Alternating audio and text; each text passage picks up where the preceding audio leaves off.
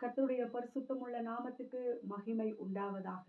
இந்த வேளையிலே கூட நாம் ஒரு வசனத்தை தியானிக்கலாம். ரோமர் 4வது அதிகாரம் 17வது வசனம் இவ்விதமாக சொல்லுகிறது. நம்முடைய ஆண்டவர் இல்லாதவைகளை இருக்கிறவைகளை போல அழைக்கிற ஆண்டவர். இந்த நாளிலே கூட என்னிடத்திலே இந்த காரியம் இல்லை, இந்த குறைவாக நான் இருக்கிறேன் என்று சொல்லி அநேக குறைகளை நினைத்து நாம் ஒருவேளை கவலைப்படுகிறவர்களாக இருக்கலாம். இன்றைக்கு கர்த்தர் நமக்கு சொல்லுகிற காரியம் என்னவென்றால், நான் இல்லாதவைகளை இருக்கிறவைகளை போல அழைக்கிற ஆண்டவர். இல்லாதவைகள் என்று சொல்லி இன்றைக்கு அநேகர் புறந்தள்ளப்படலாம். நம்மிடத்திலே இல்லாத ஒரு காரியத்தினாலே, ஞானம் இல்லை என்றால் ஒருவேளை படிக்கிற இடத்திலே, பணிபுரிகிற இடத்திலே நாம் புறம் தள்ளப்படலாம். பணம் இல்லை என்றால் அதற்குரிய இடங்களிலே உறவுகளினாலே பல நேரங்களிலே நாம் அவமானப்படுத்தப்படலாம். ஆனால் இல்லை என்கிற ஒரு காரியத்தின் நிமித்தமாக நம்மை புறம் தள்ளாத ஆண்டவர் இல்லாதவைகளை தெரிந்து கொள்கிறார் என்று 1 கொரிந்தியர் 1வது அதிகாரம் 28வது வசனத்திலே சொல்லப்பட்டிருக்கிறது. ஆம், தேவன் இல்லாதவைகளை புறக்கணிக்கிறது இல்லை. அவர் இல்லாதவைகளை அழைத்து தெரிந்து கொள்கிற ஆண்டவராக இருக்கிறார். இன்றைக்கு எந்த காரியத்தை குறித்து இல்லை என்று நாம் புலம்பிக் கொண்டிருக்கிறோமோ, அதே காரியத்திலே கர்த்தர் நம்மை மகிமையாக பயன்படுத்த வேண்டும் என்று விரும்புகிறார். உதாரணமாக கிதியோனை நாம் எடுத்துக்கொள்வோம் என்றால், கிதியோன் தன்னிடத்திலே தைரியம் இல்லை என்று நினைத்து கொண்டிருந்தார். மீதியானியர் தன்னுடைய விளைச்சல்கள் எல்லாவற்றையும் அவர்கள் பறித்து கொண்டு போகிறார்கள்.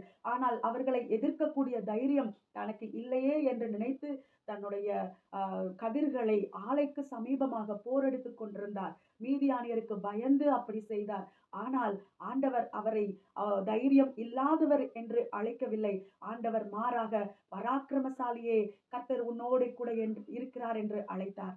இன்றைக்கும் கூட அன்றைக்கு தைரியம் இல்லாத கிதியோனை பராக்கிரமசாலியே என்று கர்த்தர் அழைக்க கூடும் என்றால், இன்றைக்கு எதை குறித்தாகிலும் நீங்கள் பயந்து கொண்டு இருப்பீர்கள் என்றால், பரிசுத்த ஆவியானவர் உங்களை பார்த்து பராக்கிரமசாலியே என்று அழைக்கிறார். நீங்கள் பயந்து கொண்டிருக்கிற விஷயத்திலே கர்த்தர் உங்களை சவாலாக, தைரியசாலியாக, எதை பார்த்து பயப்படுகிறோமோ அந்த காரியத்தை நாம் காலடியிலே கொண்டு வந்து நிறுத்துகிற சர்வ வல்லமையுள்ள ஆண்டவரை நாம் ஆராதித்துக் கொண்டிருக்கிறோம்.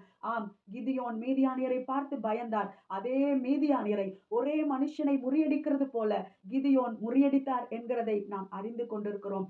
அதே போலதான் சாலமோன் தன்னிடத்திலே ஞானம் இல்லை என்று அவர் நினைத்து கொண்டிருந்தார். ஐயோ, இவ்வளவு ஜனங்களை நடத்துவதற்கு என்னிடத்திலே போதுமான ஞானம் இல்லையே என்று சொல்லி அவர் நினைத்து கொண்டிருந்தார். ஆனால் சாலமோனுக்கு ஆண்டவர் ஞானத்தை அளித்து அவருக்கு ஒப்பான ஞானம் இந்த உலகத்திலே யாருக்குமே இல்லாத அளவிற்கு ஆண்டவர் அவரை நிரப்பினார்.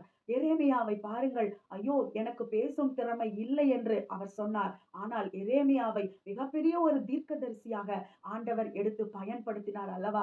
இன்றைக்கும் அதே ஆண்டவர் நம்மிடத்திலே சொல்லுகிறார், உன்னிடத்திலே இல்லை இல்லை இல்லை என்று சொல்லி நீ எதை குறித்து நீ கவலைப்பட்டு கொண்டிருக்கிறாயோ அதே காரியத்தை நான் உன்னிடத்திலே கொடுத்து அதே காரியத்திலே உன்னை மகிமைப்படுத்த நான் விரும்புகிறேன். இஸ்ரவேலே, நான் உன்னிலே மகிமைப்படுவேன் என்று கர்த்தர் இந்த சாயங்கால வேளையிலே நமக்கு வாக்களிக்கிறார்.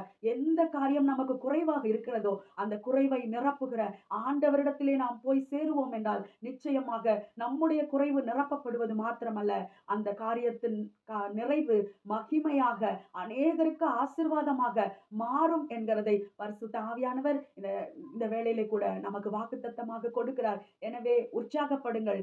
இல்லை என்கிற காரியம் இனி இல்லை. கர்த்தர் தைரியம் இல்லாத கிதியோனை பராக்கிரமசாலியே என்று அழைத்ததை போல, பேச்சு திறமை இல்லை என்று நினைக்கிற சிறு பிள்ளை என்று நினைத்த எரேமியாவை பேசுவதற்காக அழைத்ததை போல, எது இல்லை என்று நினைக்கிறோமோ அதை செய்வதற்காகவே கர்த்தர் இன்றைக்கு நம்மை அழைக்கிறார், நம்மை தைரியப்படுத்துகிறார், நமக்கு உற்சாகப்படுத்துகிறார். இன்றைக்கும் இல்லாதவைகளை இருக்கிறவைகளை போல அழைக்கிற ஆண்டவரை நாம் பற்றி கொள்ளுவோம். கர்த்தர் நம்மை ஆசீர்வதிப்பாராக. ஆமென்.